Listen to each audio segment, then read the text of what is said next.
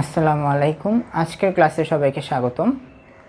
আজকে আমরা রেডিয়েশন ফার্মাকোলজির একটা পয়েন্ট স্টেরয়েড, যেটা হচ্ছে যে ঠিক কেমোথেরাপির অন্তর্ভুক্ত না, কিন্তু আমাদের সাপোর্টিভ ট্রিটমেন্টের অন্যতম লাগে, সেটা হিসেবে আমরা গত ক্লাসে জিসিএসএ পড়েছিলাম। আজকে আমরা স্টেরয়েড পড়বো, সামনের ক্লাসে আমরা অ্যান্টিএমেটিক্স পড়বো। তো এখন দেখেন যে স্টেরয়েডের তো অনেক কিছু আপনারা ফিজিওলজিতে পড়েছেন, কেমনে তৈরি হয়, কোথা থেকে তৈরি, অ্যাড্রেনাল মেডুলা থেকে, ফিজিওলজিতে কী কী কাজ আছে, গ্লুকোজের উপর কী ইফেক্ট আছে, লিপিডের উপর কী ইফেক্ট আছে, সেগুলো পড়ছেন।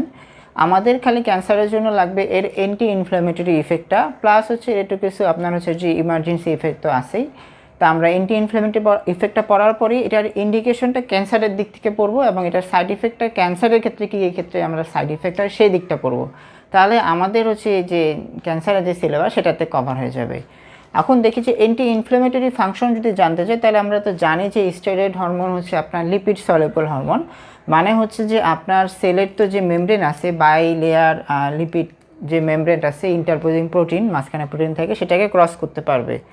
এখন দেখেন যে কোথাও যদি আমার পেইন বা ইনফ্লামেশন হবে, কোনো যদি স্টিমুলাস আসে, তা কী হবে, ওখান থেকে একটা সিগন্যাল যাবে, এবং সিগন্যাল যে আপনার হচ্ছে এনএফকে বিটা, এটাকে বলা হয় যে আপনার নিউরাল ফ্যাক্টর কাপ্পা বিটা, এটা রিলিজ করবে।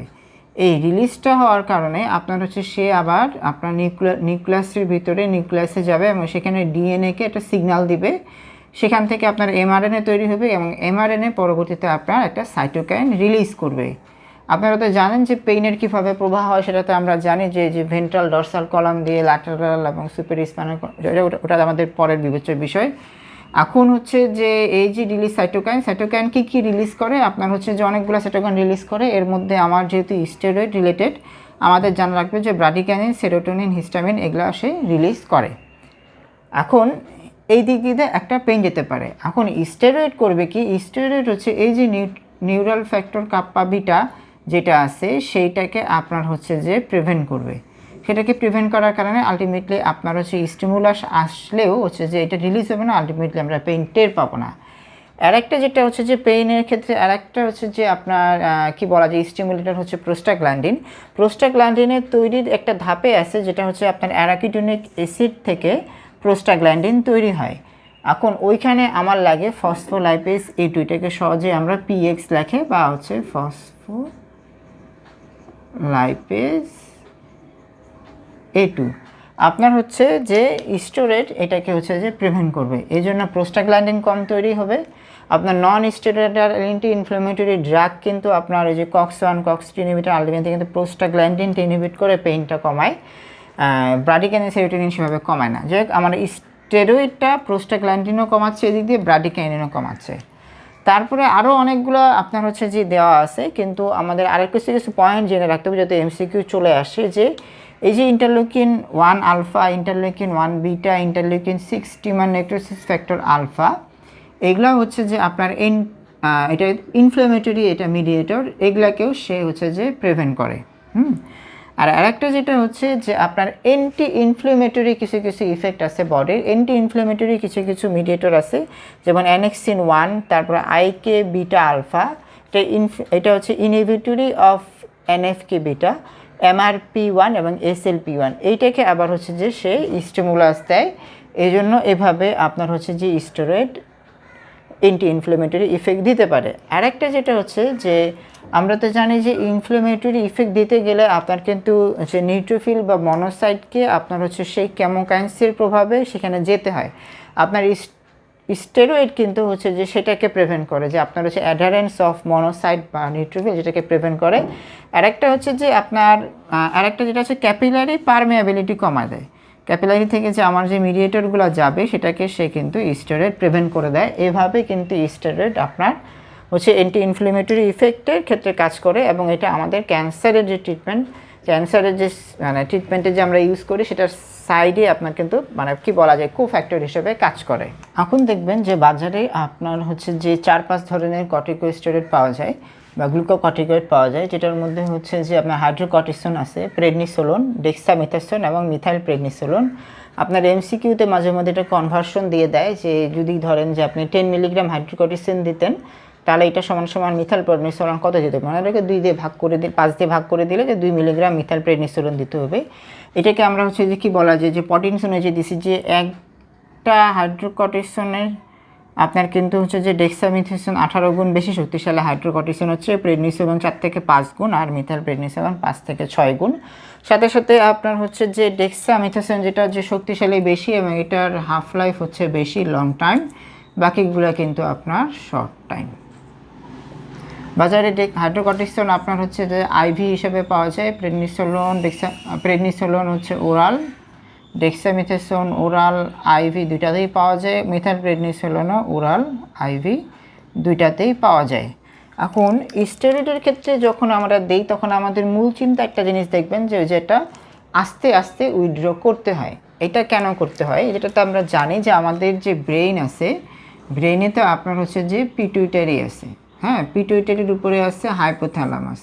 এখন যখন আপনার হচ্ছে যে স্টেরয়েড কমে যাবে তখন হচ্ছে যে কর্টিকোট্রফিক রিলিজিং হরমোন রিলিজ হয়, সেখান থেকে পিটুইটারি থেকে অ্যাডেনোকর্টিকোট্রফিক হরমোন রিলিজ হয়, সেটা আপনার হচ্ছে যে কিডনির উপরে যে অ্যাড্রেনাল গ্ল্যান্ড আছে সেখানে স্টিমুলেট দিলে এখান থেকে আপনার হচ্ছে গ্লুকোকর্টিকয়েড, মিনারেলোকর্টিকয়েড, হ্যাঁ, যেটা যে আপনার মেডুলা থেকে সিক্রেট হয়।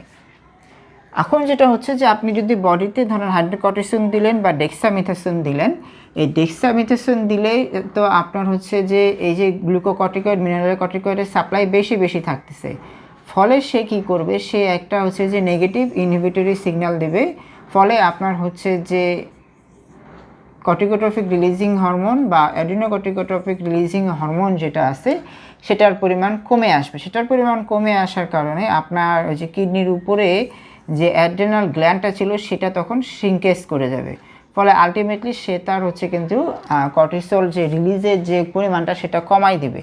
এখন ধরেন আপনি বলে যে বিশেষ করে 3 সপ্তাহ যদি আমরা ইউজ করি বা অনেক হাই ডোজে যদি ইউজ করি, সেক্ষেত্রে আমাকে কিন্তু সেই উইথড্রয়ালটা আস্তে আস্তে করতে হয়। কারণ হচ্ছে যে ততক্ষণে আমার অ্যাড্রেনাল গ্ল্যান্ড চিকন হয়ে গেল, আমি যদি হঠাৎ করে এখন হচ্ছে যে কোনো একটা স্টেরয়েড কমাই দেই তাহলে বডিকে তো কাউন্টার ব্যালেন্স করতে হবে, সেই কাউন্টার ব্যালেন্সের জন্য অ্যাড্রেনাল গ্ল্যান্ডকে তো আবার বড় হইতে হবে, সে বড় হইতেও আপনার হচ্ছে যে প্রায় 3 থেকে 4 সপ্তাহ সময় লাগে।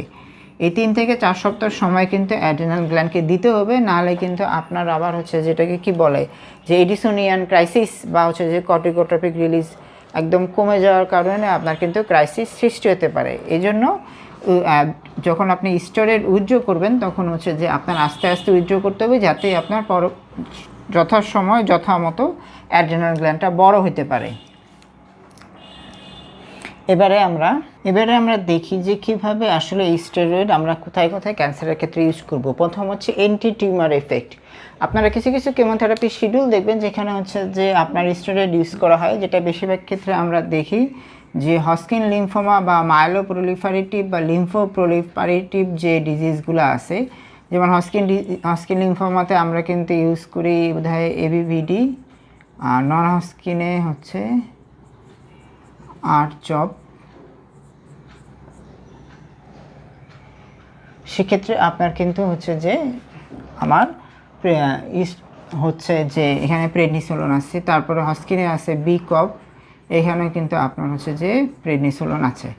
আরেকটা যেটা বলছি যে ব্রেস্টের ক্ষেত্রে আপনার হচ্ছে যে প্রেডনিসোলোনের অ্যান্টি কি বলা যায় যে টিউমার এফেক্ট আছে, আর হচ্ছে যে প্রোস্টেট, সেক্ষেত্রে কিন্তু আপনার হচ্ছে যে অ্যান্টি টিউমার এফেক্ট আছে। রিডিউস ম্যাস, এখন হচ্ছে 2 নাম্বার হচ্ছে রিডিউস ম্যাস। আপনারা দেখবেন যে এই ক্ষেত্রে ইউজ হয় যদি আপনার হচ্ছে যে ব্রেন ম্যাটস হয়, ব্রেন ম্যাটস হলো বা ব্রেন ম্যাটসের এখানে চারপাশে টিউমার ইডিমা হলো ব্রেন ম্যাটস বা ইডিমা, সেক্ষেত্রে কিন্তু আপনার হচ্ছে স্টেরয়েড ইউজ হয়। এছাড়া হচ্ছে যে স্ট্রাইডোর যদি হয়, তারপরে ল্যারেঞ্জিয়াল ইডিমা, মানে আলটিমেটলি আপনি কিন্তু ম্যাসটার সাইজটা কমাচ্ছেন, ল্যারেঞ্জিয়াল ইডিমা, সেক্ষেত্রে ইউজ হয়। তারপরে সেটা সবচেয়ে কমন আমরা ইউজ করি সুপিরিয়র ভেনা কেবল অবস্ট্রাকশন, তারপরে হচ্ছে যে লিম্ফেঞ্জাইটিস কার্সিনোম্যাটিসিস, এই ক্ষেত্রে কিন্তু আপনার হচ্ছে রিডিউস ম্যাসের ক্ষেত্রে স্টেরয়েড ইউজ হয়। 3 নাম্বার হচ্ছে anti inflammatory effect. Anti inflammatory effect হচ্ছে রেডিওথেরাপির সময় মাঝে মধ্যে আপনার হচ্ছে যে রেডিয়েশন প্লেক্সোপ্যাথি বা রেডিয়েশন নিউমোনাইটিস হয়, সেই ক্ষেত্রে কিন্তু আপনার হচ্ছে যে স্টেরয়েড ইউজ হইতে দেখা যায়। এছাড়া আপনার হচ্ছে যে কেমোথেরাপির ক্ষেত্রে ট্যাক্সিনের সময় অনেক সময় আপনার সমস্যা হয়, বিশেষ করে এক্সট্রাভাসেশন এরকম সাইড ইফেক্টের ক্ষেত্রে কিন্তু আপনার স্টেরয়েড ইউজ হয়। সিমটম কন্ট্রোলের ক্ষেত্রে আমরা খুব বেশি পরিমাণে ইউজ করি, যেটা হচ্ছে যে যদি আপনার অ্যাপেটাইটের ক্ষেত্রে কিন্তু এই যে স্টেরয়েডের খুব ভালো একটা রোল আছে। তারপরে কফ ডিসনিয়ার ক্ষেত্রে তো এটার রোল আছেই। সাথে সাথে আপনার হচ্ছে যে অ্যানোরেক্সিয়া নাউজিয়া আলটিমেটলি সেই অ্যাপেটাইটের ক্ষেত্রে কিন্তু আপনার এই স্টেরয়েডটা ইউজ হয়। আর অ্যান্টিমেটিকে দেখবেন যে দেখা যাচ্ছে যে যদি আমি স্টেরয়েড দিই সেক্ষেত্রে আপনার হচ্ছে যে অ্যান্টিমেটিক যে 5-HT3 ইনহিবিটর যেটা আছে সেটার ফাংশনটাকে হচ্ছে যে বাড়ায় দেয়, এই জন্য হচ্ছে যে স্টেরয়েড ইউজ হয়। এছাড়াও কিছু আননোন কন্ট্রোল আছে। আর অ্যানালজেসিক আমরা তো দেখলাম যে কীভাবে অ্যানালজেসিক এই যে প্রোস্টাগ্ল্যান্ডিনের সিক্রেশনটা কমায় দিচ্ছে, সাথে সাথে ওই যে পেইন পাথের যে আপনার হচ্ছে যে মিডিয়েটরগুলো ছিল সেটার সিক্রেশনগুলো কমায় দিচ্ছে। এইভাবে স্টেরয়েড আপনার হচ্ছে কিন্তু অ্যানালজেসিক হিসেবে ইউজ হয়। এটা হচ্ছে যে আপনার কি বলা যে অ্যাডজুভেন্ট হিসেবে অ্যানালজেসিকের ক্ষেত্রে কিন্তু ইউজ হয়। শেষে আমরা দেখব যে স্টেরয়েডের কিছু কিছু সাইড ইফেক্ট আছে যেখান থেকে আপনার একটা এমসিকিউ চলে আসে, যেটা হচ্ছে যে স্টেরয়েড যেহেতু শর্ট টার্ম ইউজ করে লং টার্ম দুইভাবে ইউজ করে যেতে পারে। শর্ট টার্মের ক্ষেত্রে আমরা কিছু কিছু সাইড ইফেক্ট পাই, যে এক নম্বর হচ্ছে স্টেরয়েড যেহেতু সোডিয়াম পটাশিয়াম পাম্পের উপরে একটা এফেক্ট আছে, এই জন্য আপনার হচ্ছে সোডিয়াম হচ্ছে রিটেনশন করে পটাশিয়াম বের করে দেয়, এই জন্য হচ্ছে আপনার হাইপোক্যালেমিয়া। একই কারণে যেহেতু আপনার sodium potassium pump potassium written বের করে দিতে গেলে সোডিয়াম রিটেন করতে গেলে আপনার যথারীতি পানি কিছু থেকে যায়, এই জন্য হচ্ছে ইডিমা, এবং যে পানি থেকে গেল এই জন্য ব্লাড প্রেশারটা আপনার বেড়ে যাচ্ছে। স্টেরয়েডের আপনার হচ্ছে যে আমরা জানি যে গ্লুকোনিওজেনেসিস করে, আপনার হচ্ছে যে গ্লুকোনিওজেনেসিসটা ইনক্রিজ করে, গ্লাইকোলাইসিসটা কমায় দেয়, গ্লুকোজ ভাঙাটা কমায় দেয়, এই জন্য আপনার হাইপারগ্লাইসিমা হতে পারে। এই জন্য ডায়াবেটিস পেশেন্টকে যখন আপনি দিবেন স্টেরয়েড তখন একটু সাবধান নিতে হবে। তবে বাজারে এখন ডেফ্লাজাকাউট নামে একটা স্টেরয়েড পাওয়া যায়, সেটা দেওয়া যায়।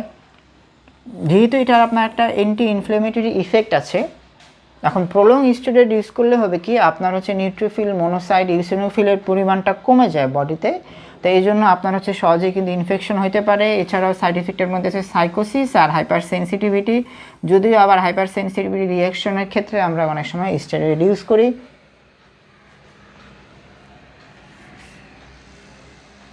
আরেকটা হচ্ছে লং টার্ম ইফেক্ট, অনেক দিন ধরে আপনি ইউজ করতেছেন হচ্ছে যে 5-6 মাস ধরে, সেক্ষেত্রে মায়োপ্যাথি হতে পারে, যেটা হচ্ছে যে ডিপোর্ট আপনার হচ্ছে যে মিড্রক্সি প্রোজেস্টেরন নামে একটা স্টেরয়েড আছে, যেটা হচ্ছে যে অ্যান্ড্রোজেন হরমোন হিসেবে কাজ করে, সেটাতে আপনার হচ্ছে মায়োপ্যাথি হওয়ার অনেক পরিমাণে হিস্টোরি পাওয়া যায়, প্রচুর পরিমাণে মাসেল আপনার হচ্ছে থলথলে হয়ে যায়। আর কন্টিনিউয়াস স্টেরয়েড ইউজ করলে কুশিঙ্গের সিনড্রোম, সেটা তো আপনারা মেডিসিনে পড়েছেনই, উন্ড হিলিংটা অনেক বেশি পরিমাণে কমে যায়, সে একই কারণে যে আমার হচ্ছে যে উন্ড হিলিং যে সেলগুলো আছে সেটা কমে যায়।